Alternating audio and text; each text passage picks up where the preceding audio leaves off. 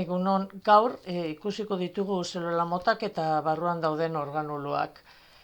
Bizitza duen unitate txikiena da zelula. Edozein zelula motak hiru zati ditu gutxienez. Lehenengoa da mintzelularra edo zelula mintza, zelularen barnea eta kanpoak aldea bereiztu egiten dituena, eta bera kontrolatzen du zer sartu da zer ateratzen den. Zitoplasma likido likatsua da eta hirugarren osagaia DNA da, zelularen material genetiko gordetzen duena. Bi zelula mota daude, batetik badaude eukariotoak, kasu honetan honek organuloak ditu, nukleo bat dauka eta beste atal berezi batzuk. Hau da, konplexuena eta landaretan, animalietan agertzen dena izaten da. Baina bestetik, badaukaguz prokariotoak. Hauek ez daukate nukleorik, ez da mintzadun organulorik. Eta beraz, material genetikoa ez dago nukleo baten babestuta, eta derrigorrez, prokariotoak zelula bakarrak izango dira, eta adibiderik ezagunena bakterioak dira. Zer dira organuloak? Organo txikiak dira. Atal berezituak dira zelularen baitan, eta berezko funtzioak dituzte. Arduran banaketa bat gertatzen da zelularen barruan. Eta orduan, az gaitatzen adibidez banan-banan ikusten. Nuklearekin hasiko gara. Bertan zelularen kontrol gunea aurkituko dugu. Nuklearen barruan DNA dago, hori da material genetikoa. Berak zehazten du beste organuloek zer egin behar duten eta nola lan egin behar duten. Eta kromatina eran agertzen da zelula ugaltzen ez dagoenean. Nukleo mugatzen, nukleo mintza dago, eta sakabanatuta dagoen kromatina hori zelula ugaltzera doanean, kromosoma moduan trinkotu ingo da. Egitura dintzo horiek sortuko dira. Nukleoaren barruan badago nukleoloa ere, eta bertan eratzen dira erribosomak. Erribosoma horiek nukleo mintzaren porotatik irtengo dira, zitoplasmara joango dira, eta bertan proteinen sintesia eta ekoizpena ardura hori hartuko dute. Nukleotik kanpo, erribosomak eta organulak daude zitoplasmaren likido likatsuan murgilduta. Eta erribosoma horiek edo aske daude bertan, edo erretikulo endoplasmatikoan itsatsita geldituko dira. Erretikulo endoplasmatikoa baldin bada erribosomaduna, erretikulo endoplasmatiko pikorduna deitzen da. Aldiz, ez baditu, erribosomak, orduan, erretikulo endoplasmatiko leuna izango da. Orduan, erretikulo endoplasmatikoa gai desberdinak garraiatzeko albidatzen du, eta adibidez, erribosomak sintetizatutako proteinak garraituko ditu.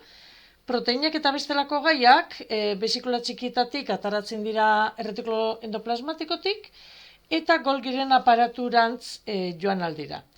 Bertan, gai desberdinekin eraldatuak izango dira. Adibidez, proteinen egitura aldatu ingo da, erabilgarriak izateko, eta posiblea da lipidoak gehitzea, edo bestela karbohidratuekin elkartu egin daitezke. Edozein kasutan, molekula erabilgarriak lortzeko.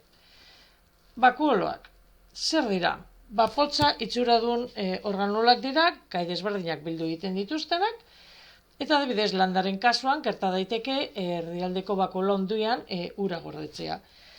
Animali zeluletan tipikoagoak dira esklusiboak lisosomak.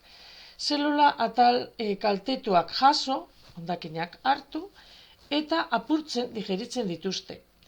Barruan badituzte entzimo batzuk ardura hori daukatenak.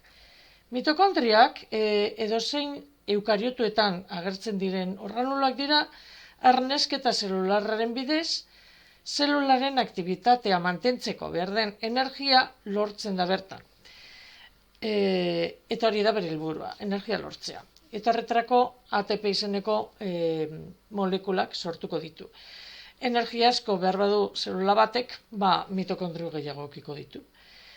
Forma mantentzeko, bestela, zitoeskeletoa dugu. Eta horiek izaten dira edo mikroerizpiak edo mikrotubuluak. Landareak, dakigunez, autotrofak dira, horrek zer esan nahi du, argi energia jaso egiten dutela energia lortzeko. Prozesu hori kloroplastoetan gertatzen da, eta kloroplastoak berdak dira, bertan klorofila dutelako, pigmentu berde hori. Eta horri esker fotosintesi izeneko prozesua egin ahal izango dute. Landare zelulek zelularen mintza baino kanporago badaukate pareta forma bateko. Animali zelulek ez daukate olako egiturarik. Bestelako egitura batzuk badauz. Adibidez, gizakaren kasuan, arnasbidetako zelulek badaukate olan egitura berezi bat, zilioak, uin modura egitzen dira eta hili mikroskopiko horiek airean dekin batera sartu diren partikulak bertako bulkian geratzen dira eta estolaren bidez kanporatzen dabe. Beste egitura berezi bat, bakterioetan dauden flageloak adibidez. Mugitzeko erabiltzen dute eta gizakaren kasuan flagelodun zelula bakarra espermatozoideak dira. Beno, laburtuz. Eukariotoak landareak eta animaliak dira, animali zelulak nuklea dute eta mintzadun organuloak.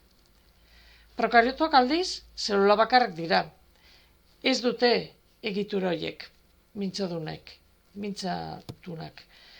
Eta zelula guztiek dituzte zelula mintza, zitoplasma eta material genetikoa.